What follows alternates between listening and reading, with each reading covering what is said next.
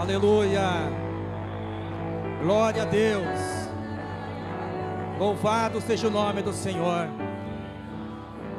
Adore ao Senhor, exalte ao nome do Senhor nesta noite. Ele está aqui no nosso meio e tem algo especial para a tua vida. Adore ao Senhor, igreja. Levanta as tuas mãos aos céus, se renda, se entrega ao Senhor, porque Ele é fiel para completar a obra que Ele começou na sua vida, na sua casa e na sua família. Basta apenas você crer, você confiar e você esperar neste Deus, porque a palavra diz que o nosso Deus trabalha para aqueles que nele esperam. Se você, meu querido, está esperando em Deus, saiba que Ele está trabalhando em teu favor, e no tempo certo, no Kairós de Deus, a tua bênção vai chegar, o teu milagre vai chegar. Não é atrasado, não é adiantado, mas é no tempo certo, no tempo exato, no tempo de Deus. Enquanto esta bênção não chega, Ele está te moldando, Ele está te lapidando,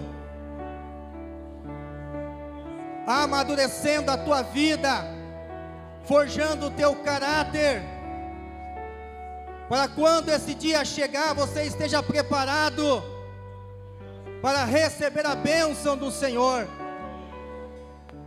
e desfrutar. E todos saberão que existe um Deus na tua vida, que existe um Deus na tua casa, que existe um Deus na tua família. Aleluia. Por isso, levante a cabeça, olhe para o céu, olhe para o alto, porque a palavra diz que é lá de cima que vem um socorro, é lá de cima que vem a resposta, é lá de cima que vem a cura divina para a tua vida, seja no corpo, seja na alma, seja no espírito. Receba de Deus esta noite, receba a unção de Deus, receba poder de Deus, receba a cura, receba o milagre do Senhor. Aleluia, porque Ele está aqui, Ele é fiel, Ele é fiel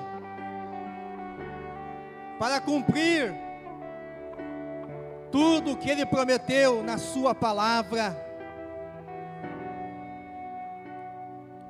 E acredito que o Espírito Santo de Deus trouxe você a este lugar esta noite, para que você possa sair daqui fortalecido, revigorado, vivificado, transformado para uma semana, para um tempo de vitória, de bênçãos, de conquistas, em nome de Jesus. Quem acredita, aplauda ao Senhor. Aleluia! Glória a Deus!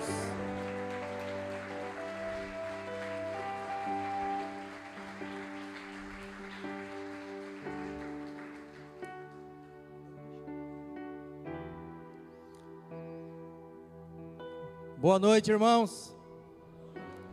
Que Que a paz do nosso Senhor e Salvador Jesus Cristo esteja em cada coração. Graças a Deus. Que bom que estamos aqui. Até aqui o Senhor tem nos ajudado. Até aqui o Senhor tem nos sustentado. Se ainda estamos vivos,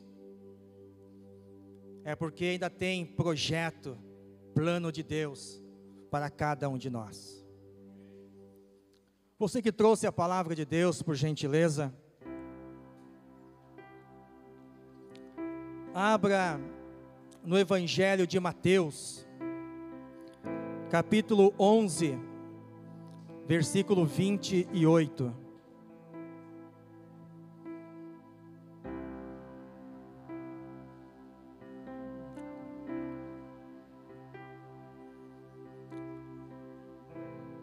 Mateus, capítulo 11, versículo 28.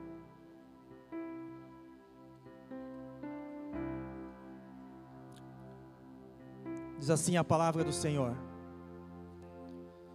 Vinde a mim, todos os que estáis cansados e oprimidos, e eu vos aliviarei. Tomai sobre vós o meu jugo, e aprendei de mim, que sou manso e humilde de coração, e encontrareis descanso para as vossas almas, porque meu jugo é suave, e o meu fardo é leve. Glória a Deus. Podeis se assentar, em nome de Jesus.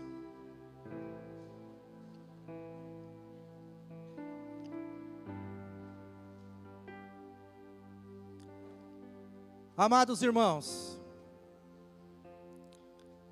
quando nós olhamos para o contexto histórico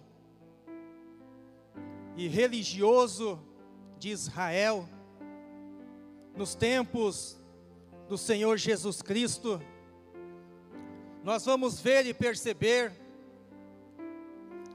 que os meninos em Israel, aos 6 anos de idade, eles eram direcionados a estudar a Torá, a lei de Moisés, o Pentateuco, os 5 primeiros livros da Bíblia: Gênesis, Êxodo, Levíticos, Números e Deuteronômio.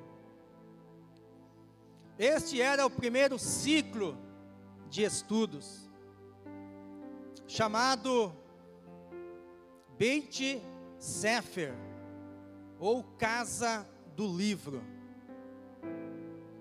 aonde eles estariam até os 10 anos, estudando a lei de Moisés.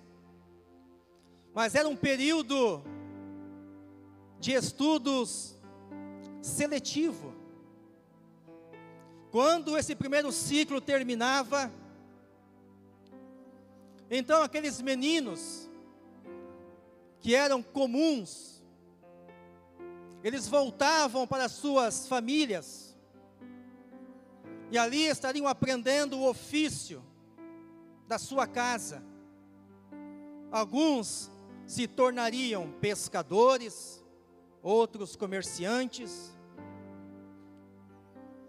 Mas aqueles meninos que se destacavam nesse primeiro ciclo, eles então passavam para um segundo ciclo de estudos.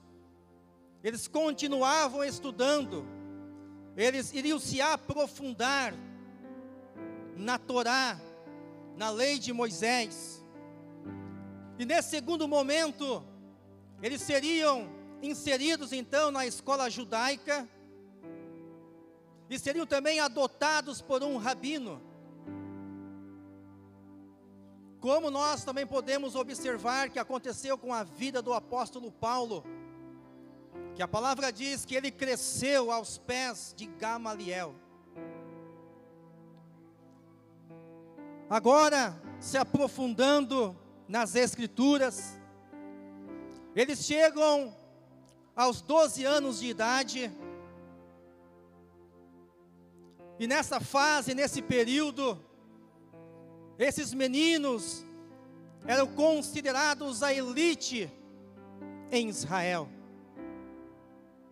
Eram meninos extraordinários. Nesse período, eles já estavam memorizando toda a escritura do Antigo Testamento, os livros históricos, os livros proféticos, poéticos, de sabedoria. E esse segundo momento era chamado de Beit Talmud, ou seja, a casa da interpretação.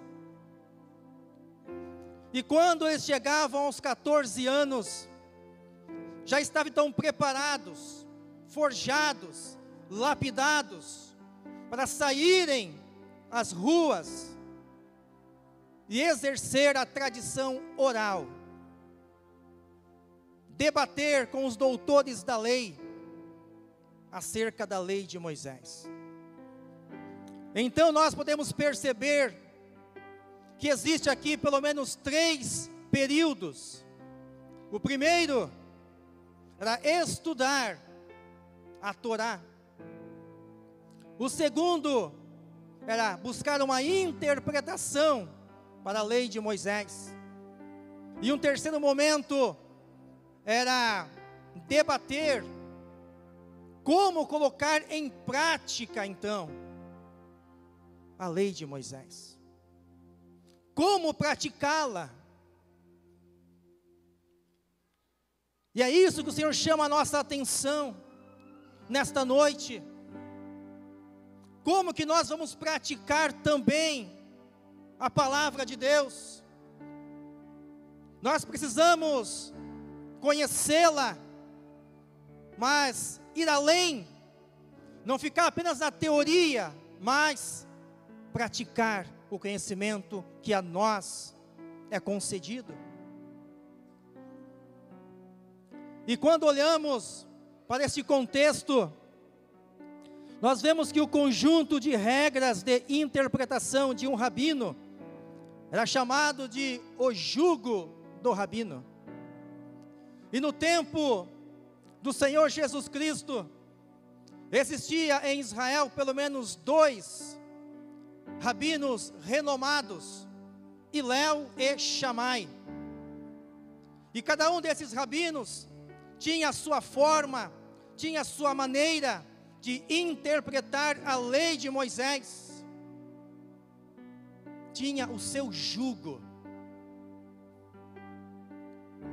E diante desse prisma, dessa ótica, ele interpretava a lei moral, a lei civil, a lei cerimonial e todos os 613 princípios da lei. Então cada rabino tinha os seus talmidim, os seus discípulos, e a sua maneira de interpretar a palavra de Deus.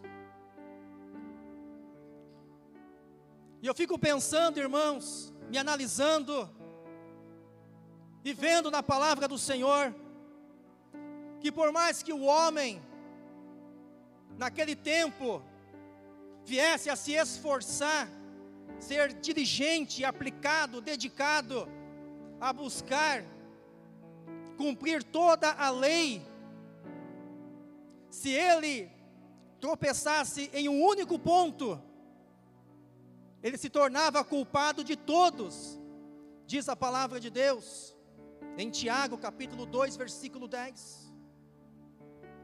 Então existia aqui um fardo, existia aqui um jugo pesado, sendo posto e colocado nos ombros das pessoas, acerca da fé, que era praticamente impossível de alcançar.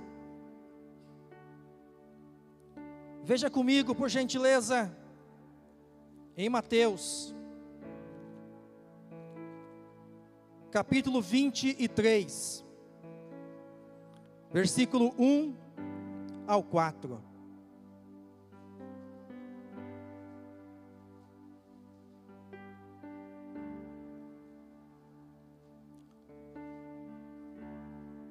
Diz assim a palavra: Então falou Jesus à multidão e aos seus discípulos, dizendo: Na cadeira de Moisés estão assentados os escribas e fariseus. Todas as coisas, pois, que vos disserem que observeis, observai-as e fazei-as, mas não procedais em conformidade com as suas obras, porque dizem e não fazem. Pois atam fardos pesados e difíceis de suportar, e os põem aos ombros dos homens. Eles, porém, nem com o dedo querem movê-los. Então percebemos, nesse contexto, esse fardo, este jugo da religião, da fé dos homens, sendo colocado sobre o povo daquela época. E eu pergunto para você, meu querido, nesta noite poderosa, não existe também um jugo na tua vida? Não existe também um fardo na tua vida? Que parece que você não vai mais suportar, que você não vai mais aguentar, seja o jugo da própria religião, ou um jugo que você considere insuportável na sua vida. Quem sabe o jugo da lei, da carne, da culpa. Quem sabe o jugo da escravidão, da dívida, do mundo, dos vícios. Quem sabe o jugo da enfermidade, do passado, do pecado, do inferno, que aponta, que acusa.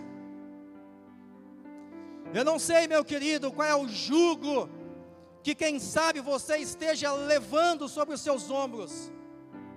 Mas uma coisa eu sei, que para isso se manifestou o Filho de Deus, para desfazer as obras do diabo. Aleluia! Aleluia! E para colocar em liberdade os cativos.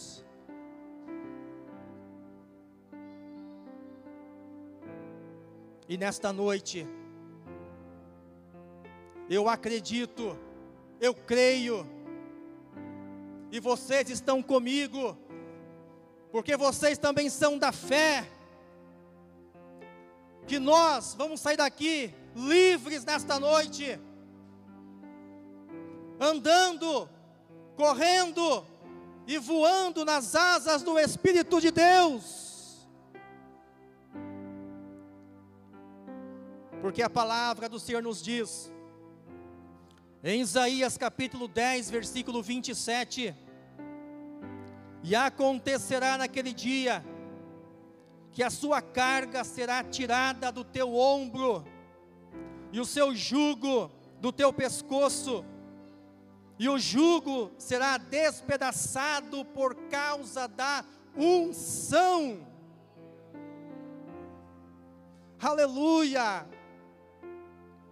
O jugo, meu querido, que quem sabe está na sua vida, nesta noite, pela autoridade do nome do Senhor Jesus Cristo, vai ser quebrado, vai ser despedaçado, vai ser destruído, por causa da unção de Deus que está descendo aqui neste lugar. Se você acredita, levante a mão, exalte ao Senhor, receba esta unção, receba este poder, receba a cura, receba o teu milagre.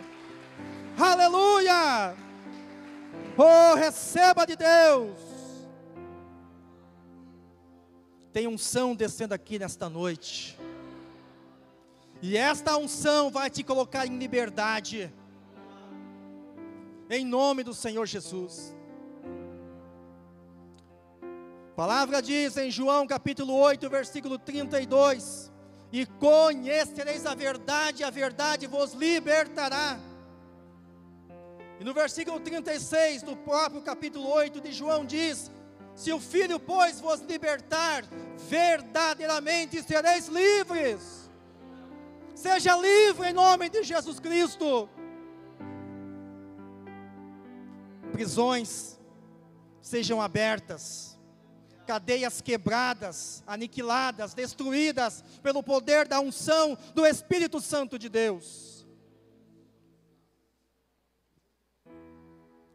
Aleluia. Então, meus amados, é nesse contexto que aparece o Senhor Jesus Cristo, dizendo: eu também tenho um jugo, eu também tenho uma maneira de interpretar a lei de Moisés, e de saber qual é a vontade do Pai para as vossas vidas. E o meu jugo não é pesado, pelo contrário, o meu jugo é suave, o meu fardo é leve.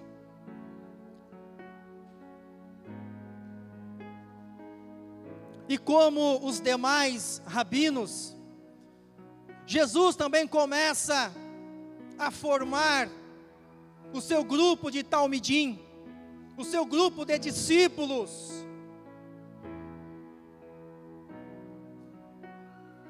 E o interessante é que Jesus não vai chamar aquela elite, aqueles meninos extraordinários. Não. Jesus vai chamar os 12, aqueles que foram rejeitados pelos homens, que lá atrás, quando tinham 10 anos de idade, os homens falaram: vocês são comuns, vocês não estão preparados, vocês não servem, podem voltar para casa. São esses que Jesus vai chamar. São os simples, são os humildes, são os pequenos, são os rejeitados, são os incapacitados pela ótica humana. Mas o Senhor não chama, meus queridos, os capacitados, pelo contrário, Ele capacita aqueles que Ele chama.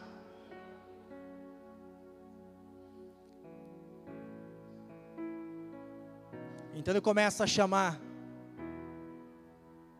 Pedro, Tiago, João, André, Filipe, Bartolomeu, Tomé, Mateus, Tiago, Tadeu, Simão e Judas Iscariotes. Ele faz o seu grupo também de talmidim, de discípulos. São essas pessoas que Jesus chama, que Jesus escolhe. São os anônimos, são os excluídos. Jesus falou em Mateus capítulo 11, versículo 25, em um diálogo com o Pai, dizendo: graças te dou, ó Pai, Senhor dos céus e da terra, que ocultastes essas coisas aos sábios e entendidos, e as revelastes aos pequeninos. E ele diz mais ainda, em João capítulo 15, versículo 16: não foi vós que me escolhestes, mas eu que escolhi a vós, e vos nomeei para que vades e deis fruto, e que o vosso fruto permaneça. É Ele que chama, é Ele que escolhe, é Ele que capacita. Não tenha medo.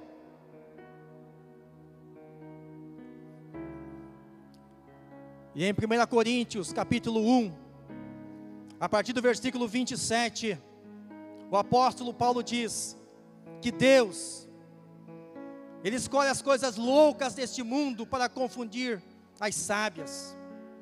Ele escolhe as coisas fracas deste mundo para confundir as fortes. Ele escolhe as coisas vis, desprezíveis, que não são, para aniquilar as que são, para que nenhuma carne se glorie diante dEle. Porque somente a Ele a glória, o louvor, a adoração, somente a Ele, ao Rei dos Reis, ao Senhor dos Senhores, ao Leão da tribo de Judá. Por isso você, que pensa que não pode, que pensa que não tem, é você mesmo que Ele nesta noite está chamando. É você mesmo que nesta noite Ele está escolhendo para fazer parte ainda do seu grupo de talmidim, de discípulos, para estar mais perto do Mestre. Saia da multidão, seja meu discípulo, venha caminhar mais perto de mim, mais perto do Senhor. Chega mais perto, meu irmão, chega mais perto, minha irmã, do Senhor Jesus Cristo. Ouça o chamado do Mestre, é você mesmo. Aleluia. Então o Senhor chama os pequenos, muitas vezes também Ele chama os grandes da terra, mas existe aqui um detalhe, que quando Ele chama os grandes da terra, antes de usar, Ele faz desse grande pequeno, para que este homem saiba que o único grande que existe é Ele. Ele é grande, Ele é Senhor, sobre os céus, sobre a terra, sobre tudo. Moisés viveu 120 anos, 40 anos passou no Egito, pensando que era alguém, mais 40 anos no deserto, vendo que não era ninguém, e depois mais 40 anos, vendo o que Deus pode fazer com um ninguém, porque é Ele que capacita, é Ele que faz, é Ele que realiza a obra, não somos nós, esta obra é do Senhor, nós somos apenas cooperadores da obra do reino de Deus. Então o Senhor Jesus fala, eu também tenho um jugo, também tenho uma maneira de interpretar a lei de Moisés, e de mostrar para vocês o caminho que agrada o coração do Pai. E em Mateus capítulo 22, a partir do versículo 36, ele resume, ele sintetiza toda a lei em 2 mandamentos. E ele fala para nós esta noite, que nós precisamos amar a Deus de todo o coração, de toda a alma, de todo entendimento e com todas as nossas forças, e amar também o nosso próximo como a nós mesmos. Desses 2 mandamentos, disse Jesus, dependem toda a lei e os profetas. E a verdade, meus amados, é que nós falamos muito sobre o amor, pregamos, cantamos, mas praticamos pouco o amor. E nós precisamos ser praticantes da palavra e não apenas ouvintes. Então precisamos praticar o amor na vertical, na horizontal. Foi isso que Jesus falou para os seus discípulos, em João capítulo 13, versículo 35, Nisto conhecerão que sois meus discípulos, se vos amardes uns aos outros. A identidade de um cristão, de um discípulo de Cristo, não é a sua prosperidade, não é a sua casa, não é o seu carro, não é a sua roupa de grife, não é nada disso, irmãos. O que vai nos identificar como discípulos de Cristo é o amor. Porque Deus é amor. E se nós somos filhos deste Deus, nós temos que ser semelhantes a Ele. Devemos amar como Cristo nos amou. Então seremos filhos de Deus. E o mundo hoje está gemendo, chorando, justamente pela falta de amor.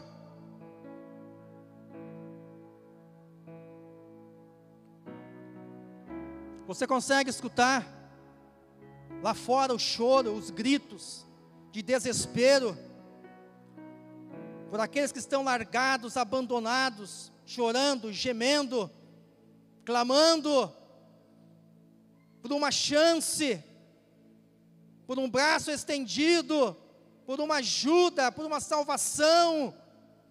E nós temos esta palavra, nós temos a revelação de Deus, e nós precisamos colocá-la em prática.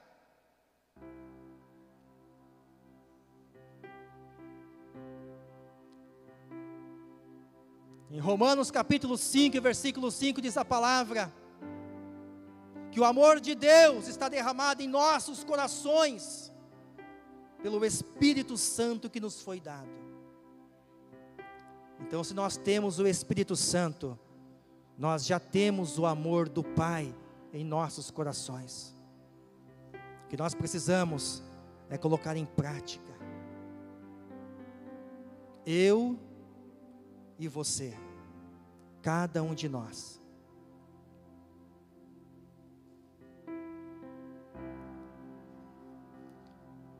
Oh Deus, quando olhamos para a parábola do bom samaritano, o que nós percebemos ali, irmãos? Duas pessoas religiosas, mas quando alguém está do lado precisando de uma ajuda, passa longe, passa de largo. Um sacerdote e um levita, conhecedores da palavra de Deus, na teoria e não na prática. Nós precisamos praticar a palavra de Deus, praticar o amor. Então seremos conhecidos como discípulos de Cristo, como filhos de Deus.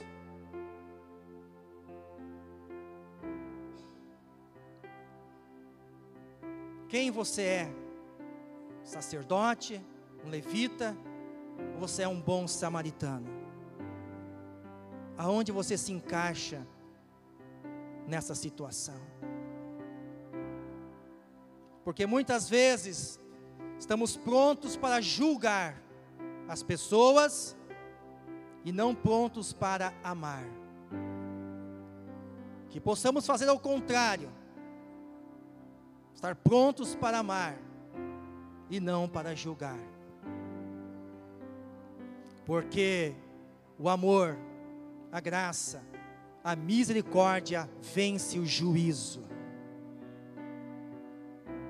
Nós estamos aqui justamente pela graça, pelo amor do Pai.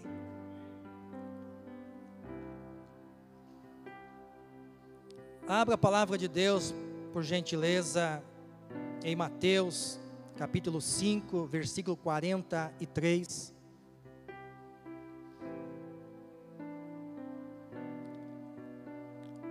E vamos concluir a mensagem com este texto, para nós pensarmos quem nós estamos amando. Olha só as palavras do Senhor Jesus. Em Mateus, capítulo 5, a partir do versículo 43. Ouvistes que foi dito: amarás o teu próximo e odiarás o teu inimigo? Eu, porém, vos digo: amai os vossos inimigos, bendizei os que vos maldizem, fazei bem aos que vos odeiam, e orai pelos que vos maltratam e vos perseguem, para que sejais filhos do vosso Pai que está nos céus, porque faz que o sol levante sobre maus e bons, e a chuva desça sobre justos e injustos. Pois, se amardes os que vos amam, que galardão tereis? Não fazem os publicanos também o mesmo? E se saudardes unicamente os vossos irmãos, que fazeis demais? Não fazem os publicanos também assim? Sede vós, pois, perfeitos, como é perfeito o vosso Pai que está nos céus. Amém? É para este amor, é para esta posição que o Senhor Jesus Cristo nos chama nesta noite. Mas para que nós possamos fazer isso, o Senhor diz: eu quero primeiro remover da tua vida este jugo. Eu quero primeiro remover esse fardo da tua vida. Se coloque de pé, meus amados, por gentileza.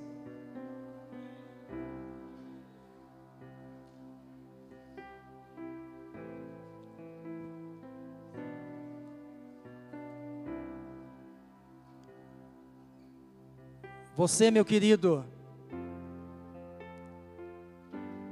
que sente que tem um jugo na tua vida, o Senhor pretende te libertar nesta noite, remover este jugo e fazer de você uma pessoa livre para a glória de Deus.